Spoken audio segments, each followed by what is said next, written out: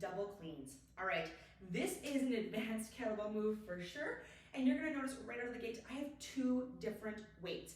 Now, is it ideal to have 2 of the same weights? Absolutely. It's gonna make it so that you're working each side equally.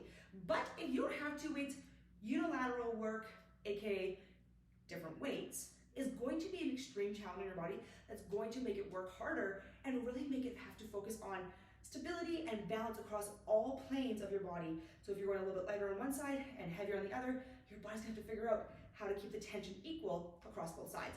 So that's what's gonna be a little bit more of a challenge. So depending on your body and where you're at today, if you have 2 of the same weights, stick to them. And if you have 2 opposite weights or 2 different weights, I have a 12 kg and a 16 kg, I will just make sure I rotate every time that I do my cleans so that both sides get equal work by the end of my workout.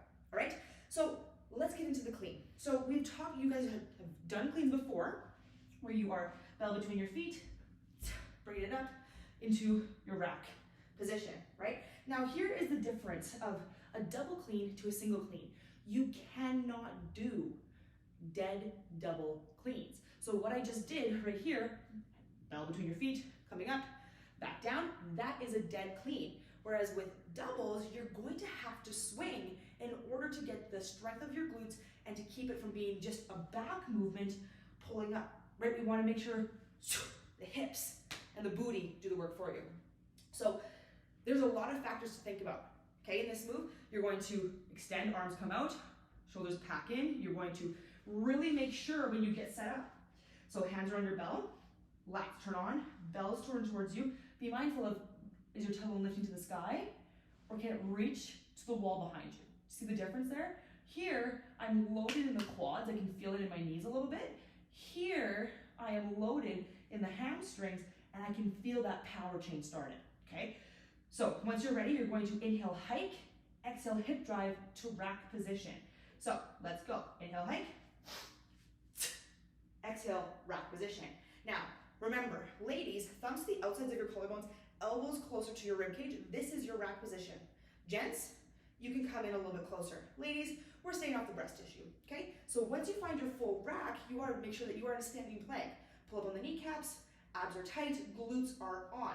Now, you're gonna keep your feet a little bit wide. As you come back down, you can either do a reset if you need to, because it's either this is a new move to you or it's been a long time. You're going to swing, set down, okay? Now, when you're ready, you're going to come back and do it again. So this is the long cycle for beginners or coming back to a practice that you haven't done in a long time. Inhale, hike, rack, swing, release. Now, if you are feeling awesome and ready to rock and roll and ready to advance it, and it's not necessarily coming back to it for the first time in a long time, but maybe the first time in like a week, and you're ready to start advancing your move, we are going to get into the full version, which is a short cycle. So inhale, hike, clean, hike, clean, in, and back out. That exhale is extremely powerful. Using your is extremely necessary here. Reason being, it will tell your muscles when to activate. So use your inhale to rest, exhale, pull up, tighten up as hard as you can. One more time. Okay? And rest.